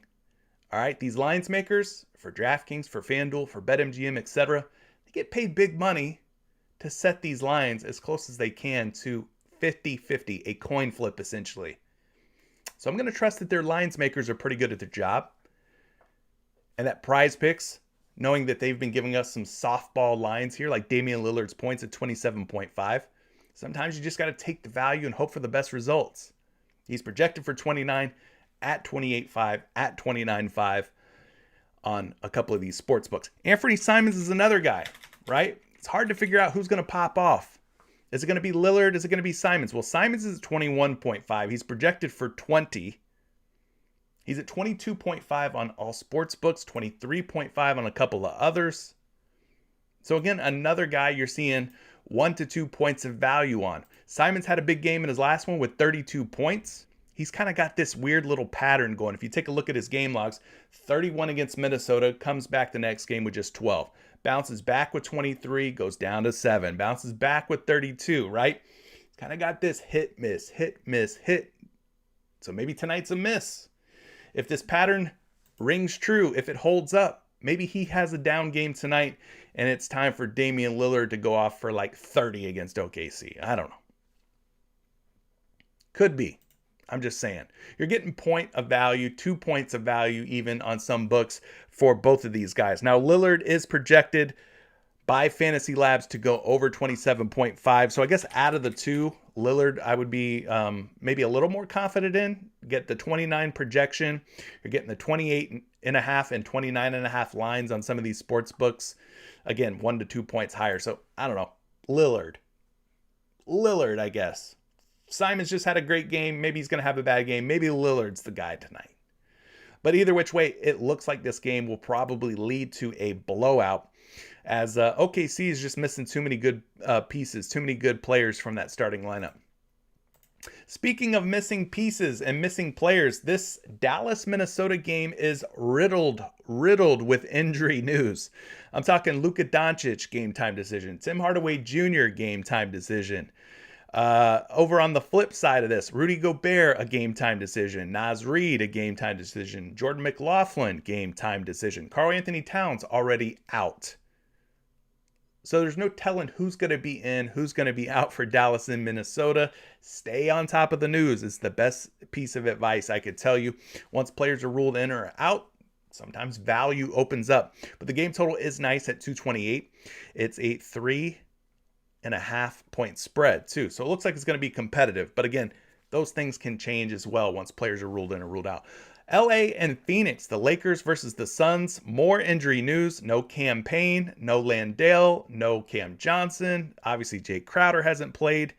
No Dwayne Washington. So the Suns, very, very thin as it stands. But then you're talking about Devin Booker, who went crazy, right? Had an explosion the other night. 58 points, I think it was. Devin Booker, game time decision. DeAndre Ayton, game time decision.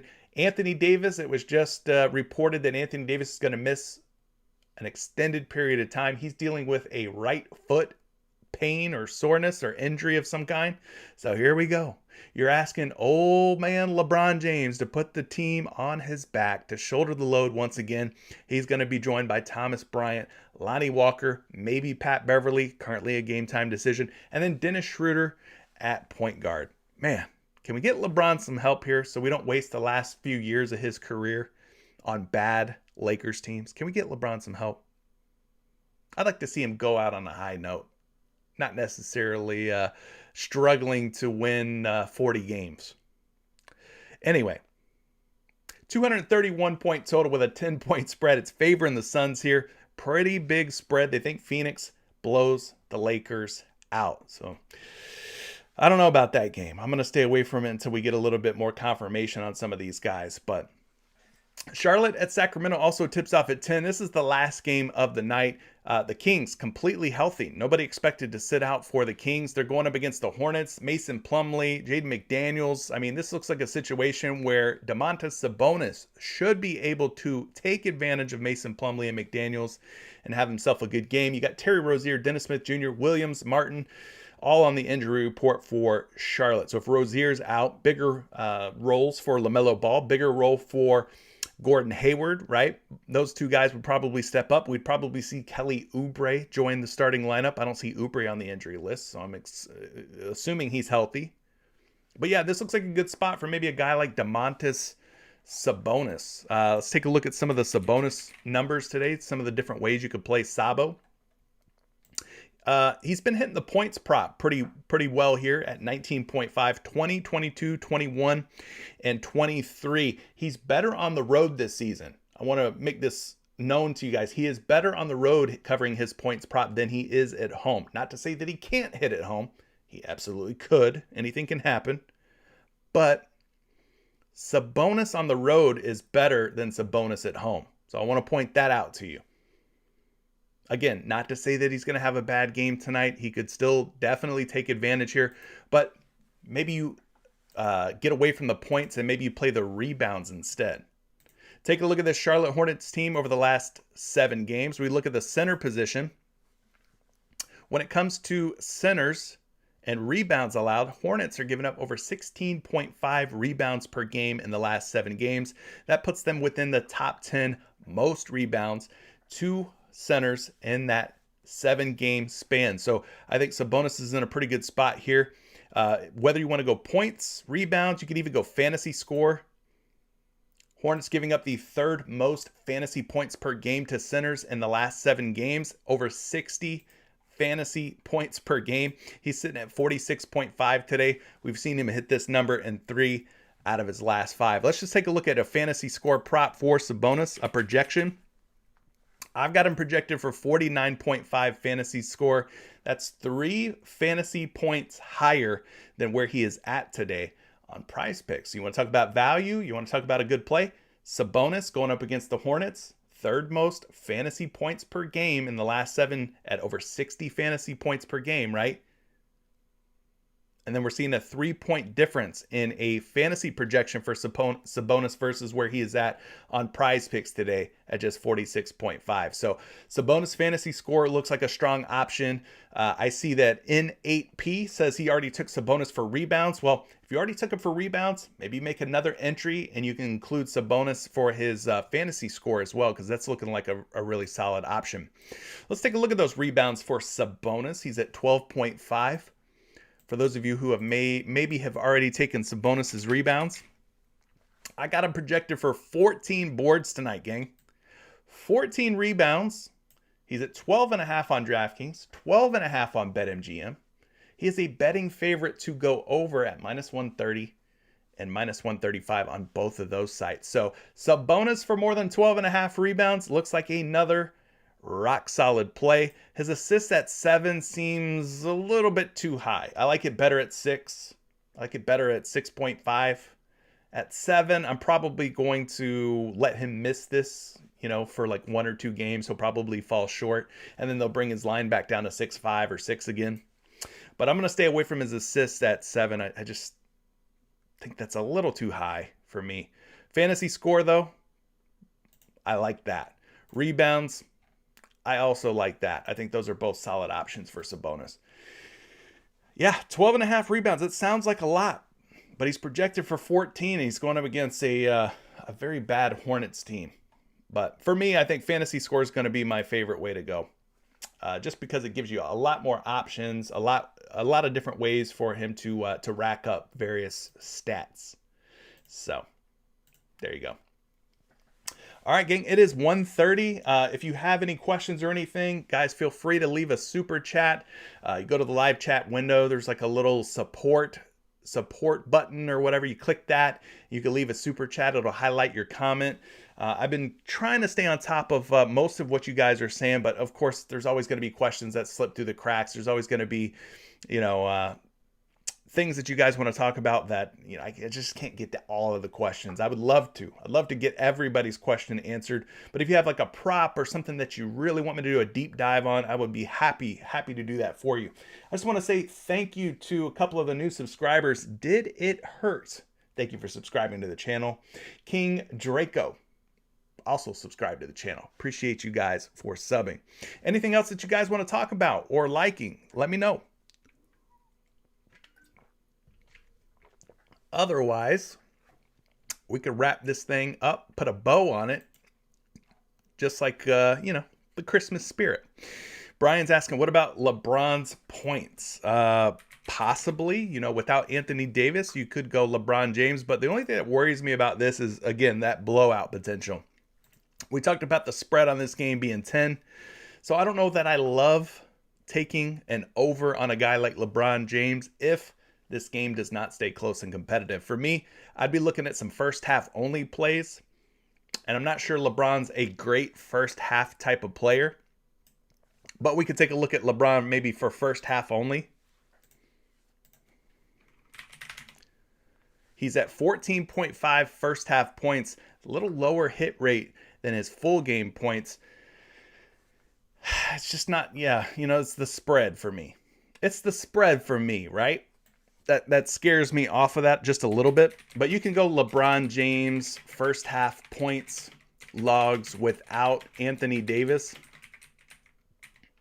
and just kind of get an idea of, what LeBron's been able to do in the first half. We take a look at his first half points. I mean, he's hit 15 or more first half points without AD in 1, 2, 3, 4, 5, 6, 7 straight games, which includes 3 for 3 this season on his first half points. 16 against Minnesota, 16 against San Antonio, and 15 against Washington. 3 teams that aren't very great defensively, but he is 3 for 3 this season, covering those first half points without Anthony Davis. And like I said, going back to last season, 7 for 7. And then you see the rest of the bar graphs and the game logs in there. Those are going back to last season, some other games played without Anthony Davis. But yeah, I mean, he's done a pretty good job here recently. Games played without AD, hitting that 15 or more point number in the first half. So he would be a first half only play for me, LeBron James. That's kind of what I'm thinking about. Jesse Flowers, appreciate the super chat, my friend. He is asking us about Jarrett Allen tonight. That's another one of those situations. We talked about Garland and Mitchell in the backcourt for Cleveland. Well, those front court guys are also hard to figure out. Whether Jarrett Allen's going to get the rebounds on any given night, or whether it's going to be Evan Mobley rebounding on any given night. And you're talking about points. Man, it's been hard to figure out that Allen-Mobley dynamic. But I will tell you this.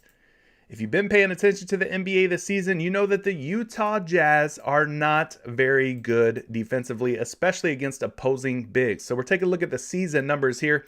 Over 25 points per game given up to centers. That is the 3rd most. Rebounds, 16.2. That is the 5th most.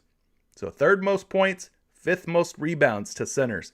Talking fantasy score, 2nd most fantasy points per game to centers this season as well. So the Utah Jazz stink when it comes to guarding bigs, especially centers. So Jarrett Allen is seemingly in a very good spot. He is seemingly in a good position tonight. It should be a matchup he could take advantage of. Jarrett Allen projected for 14.5 points. That happens to be exactly what his line is at on these sports books. But on PrizePicks, he is at 13.5. So you are seeing a point of value here on Jared Allen. 1 point of value. So at 13.5, he is projected for 14.5. So that's an over. The fact that lines makers have him at 14.5 means they think 14 to 15 points is an outcome for Jared Allen. And then you take a look at some of these logs here for Jared Allen as far as his hit rates. We could go look at the Utah versus Cleveland game using props.cash. Click on Jared Allen. We take a look at his season numbers for points. Dial these down from 14.5 down to 13.5. You're talking about a 50% hit rate. So he is a true coin flip, essentially. 12 of 24, 50% hit rate, averaging 13.7 points per game. So I don't know that I feel completely comfortable with such a low hit rate. He is a guy who is very unpredictable. You look at his game logs here. It's not like he strings together, 5-6 games in a row where he crushes his points prop.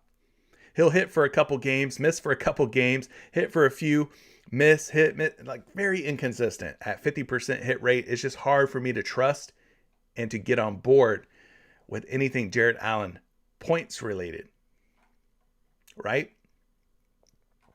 You can even take a look at the splits. Does he score better at home or away? Well, let's look at that. So home games, he's played 13 home games this season at 13.5 points. He's hitting 7 out of 13. Even that's not great. A 54% hit rate. Now he could get some buckets tonight. But I really think they kind of clear the runway for Donovan Mitchell to get as many shots up as he humanly can tonight. Now, if he's putting up shots, I could see a situation where maybe the rebounds are the right way to go for Jared Allen. But even then, right, it's hard to figure out the Mobley versus Allen dynamic. Now, Allen at 10.5 boards, a 54% hit rate. But I will say this, when he's at home, he's a different animal. 10 for 13, 77% hit rate on his 10.5 rebounds playing at home. 10 for 13, 77%. He's only missed this prop 3 times. 10.5 rebounds playing at home. So that's probably my more favorite way to go rather than the points. But even then, you go and you look, he's projected for 9.4 rebounds. At 10.5 boards, he's being bet under on some of these books. Minus 140, minus 135. So that's not very encouraging either. Even though we know Utah's been giving them up, the public seems to be smashing the under on Jared Allen's rebounds, despite the fact that he rebounds at a 77% hit rate at home. So,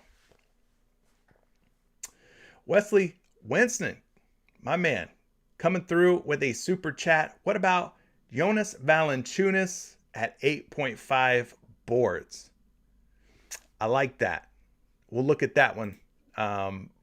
But yeah, for Jared Allen, I mean, final verdict for me is probably just going to be a fade. I guess if you're going anyway on Allen, maybe the rebounds, but I'm just not interested, man. I'm not interested. Allen, 54% hit rate on the boards, 50% hit rate on the points. Like, it's a pretty big slate. I feel like we could do better. We could look elsewhere than Jared Allen, trying to figure him out. Maybe he hits, but why put yourself through that pain, that anguish, trying to figure out which way to go on Jared Allen, more or less? You know what I mean? I just feel like there's just better options out there tonight than fooling with Jared Allen. So we had Wesley Winston ask about Valanciunas.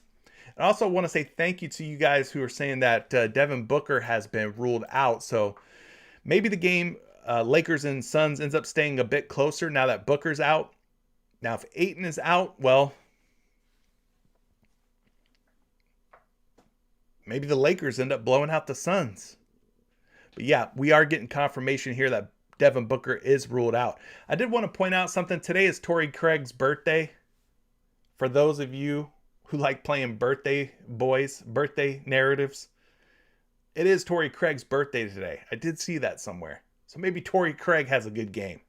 Just throwing it out there. Let's talk about these Jonas Valanciunas rebounds at 8.5 boards real quick. We've seen Joe Val 10, 10, 6, 9, and 8. He's going up against Milwaukee tonight. I think he matches up pretty well with the Bucks.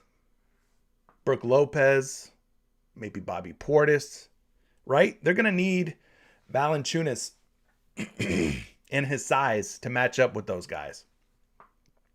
Let's take a look real quick and see how many rebounds per game that the Milwaukee Bucks are giving up to the center position this season.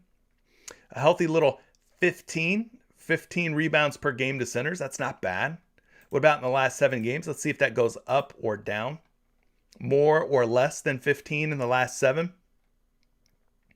Milwaukee in the last 7 games still giving up right around 15 rebounds per game, putting them kind of like right smack dab in the middle of the pack. So they're not giving up a real high number of rebounds per game, but they're also not giving up a real low number of rebounds per game. But 15 is pretty good for a guy who just needs 9 boards tonight.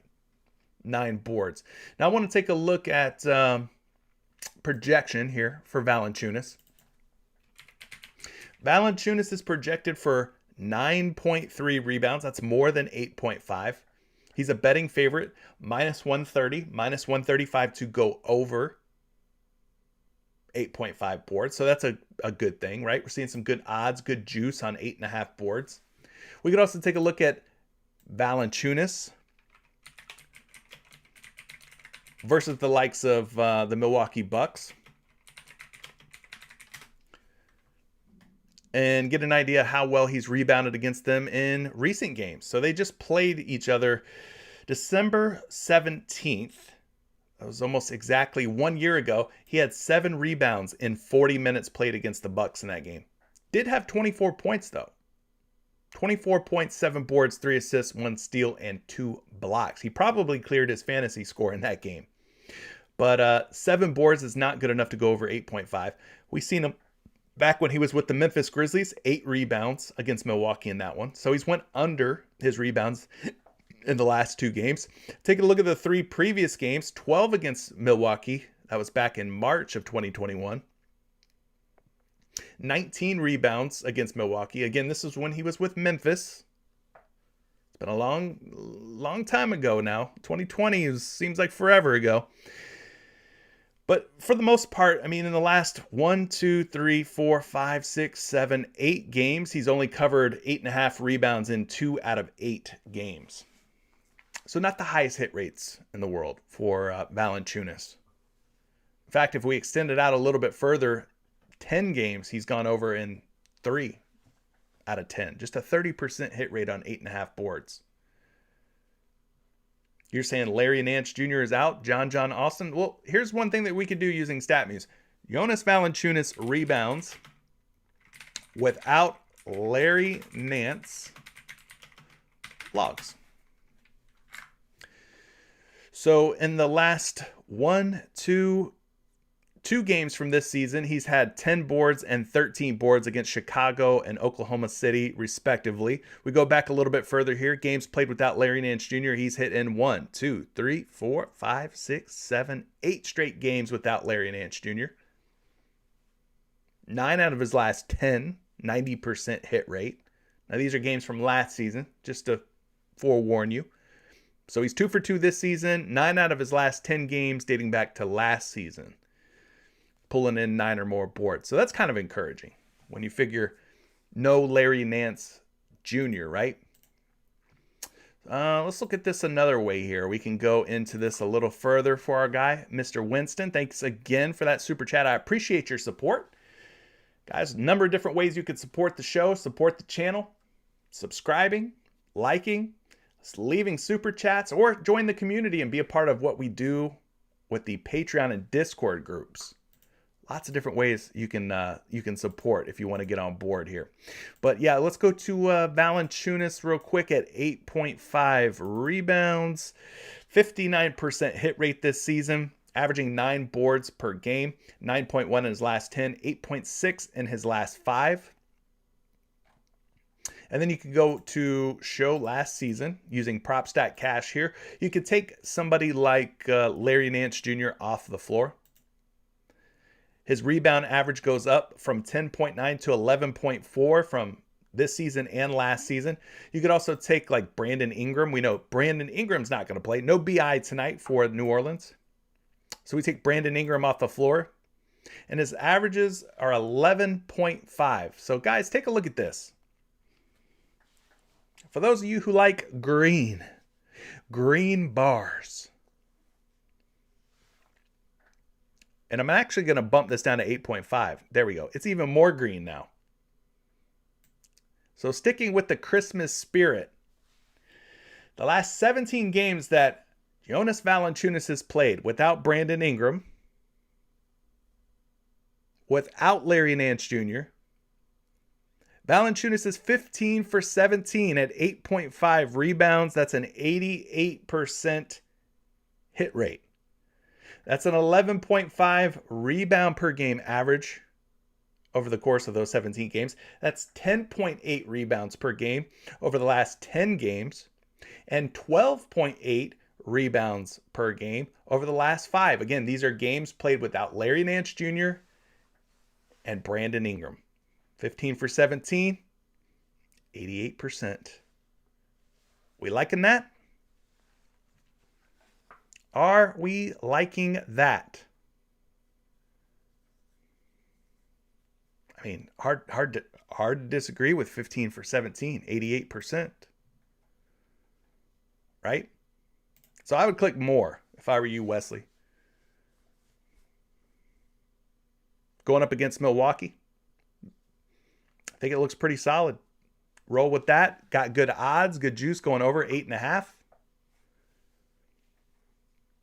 Wavy's asking, does he show his tickets or just talk about potential plays? A little both.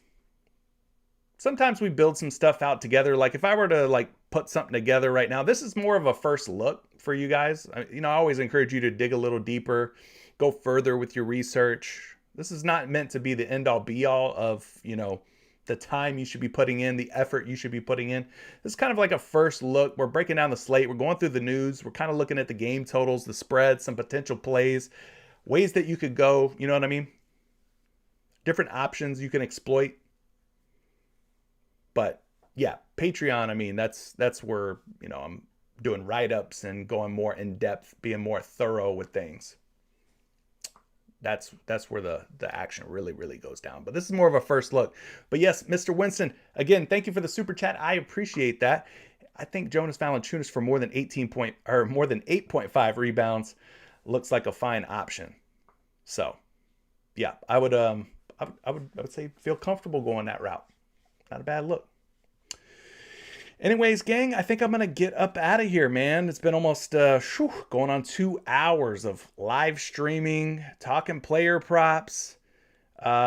Zio Mara says, for the Pixmas, can we choose one boosted player and a regular player and still get the payout, or do they both have to have the hat? They both have to be sweater players. They both have to be rocking a sweater. So, in other words, you'd have to go Embiid with Trae Young, or Embiid with CJ McCollum, or CJ McCollum with Giannis Antetokounmpo, or Giannis with Aaron Rodgers. Maybe you stick to an all Milwaukee, Wisconsin, all Wisconsin 2-pick power play. But yes, 2-pick power play. Both of the players in your 2-pick have to have the sweater on. They both have to hit in order for you to receive the 4X payout instead of the 3X. And yes, both of the players have to be in action today. So you can't mix them up. Can't put somebody who plays in a future game with somebody in a sweater. Just make sure that both of the players have sweaters on. Make sure it's a 2-pick power play. You're going to get a 4X payout if they both hit. All right? Guys, I want to remind you before I go, giving away a free 2-pick power play every single day on PrizePicks to win yourself $100. Today's winner, we've already selected. This was from Friday's show. It's J Full A Metal K. So if you want to be selected potentially, all you have to do is subscribe, like today's show. Once I end the show, the replay of the show ends up on YouTube. Go to the comment section, leave a comment with your favorite pick of the day. Maybe you help somebody out. Maybe they see your pick, they tail it, and it leads them to the green tonight. All right, that's how you get entered in to win one of these risk-free 2-pick power plays for $100 on PrizePicks. Who couldn't use $100 in their PrizePicks account? Here's your opportunity to get your hands on it. I'm giving back. All right. So if you know anybody who plays on PrizePicks, somebody whose account's running low, tell them about the channel. Make sure they subscribe. Make sure they like. Make sure they go to the comment section and comment their favorite pick of the day. All right. And we're going to be doing this every time I go live, every time I do a show. You'll have an opportunity to win one of these risk-free 2-pick power plays. And if you're a Patreon member, I give away over 10 of these per week to my Patreon members. So if you feel like supporting, you want to be a part of a family-friendly community, no egos, no drama, no BS, you can join the Patreon down in the comment section, or down in the description below, rather. There's a link. I've left a link for you. All right, that's going to be it, guys. Good luck tonight. We'll see you guys inside Discord. Hopefully you end up in the green with me. Peace.